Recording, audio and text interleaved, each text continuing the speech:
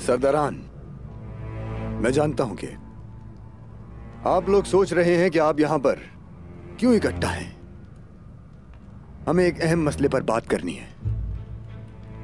काई कबीले में हर जगह जासूस हैं। हम केजल बेगलो कबीले के तौर पर जितना हो सका उस्मान साहब के साथ हैं। उमर साहब की वसीयत भी यही थी। आप जो चाहे कह सकते हैं, आपका भी हक है। उमर साहब और इवाज साहब ये दोनों तब शहीद हुए जब उस्मान साहब के पास आ रहे थे, और मैं यहां हूं क्योंकि उन्होंने मुझसे नहीं पूछा। बताइए मुझे, वो यहां किस लिए आ रहे थे?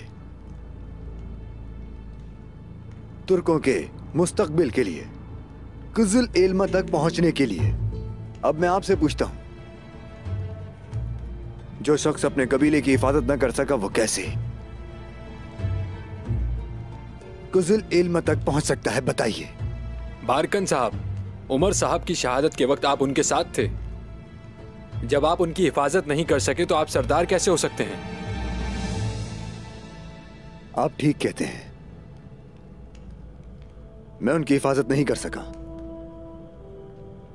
और शहादत मेरे नसीब में नहीं थी। लेकिन मेरा अल्लाह गवाह है कि मैं जंग से कभी भी नहीं घबराया, पीठ फेर कर नहीं भागा।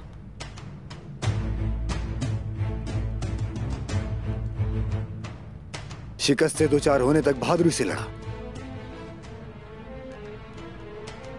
और मैं इसके लिए शर्मिंदा हूं। आप लोग गाफिल हैं।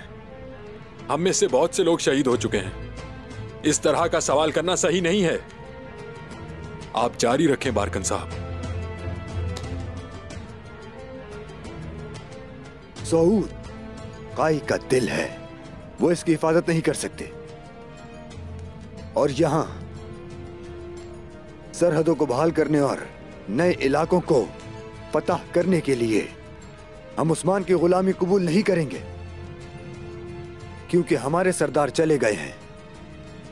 अगर आपको सरदार की जरूरत है, मेरे लिए खुशी की बात है।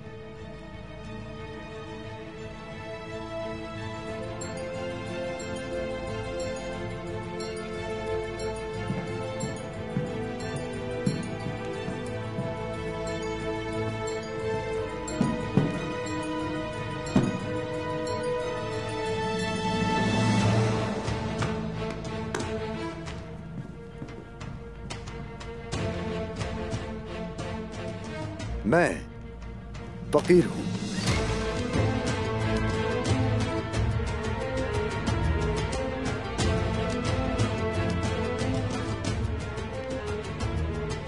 लेकिन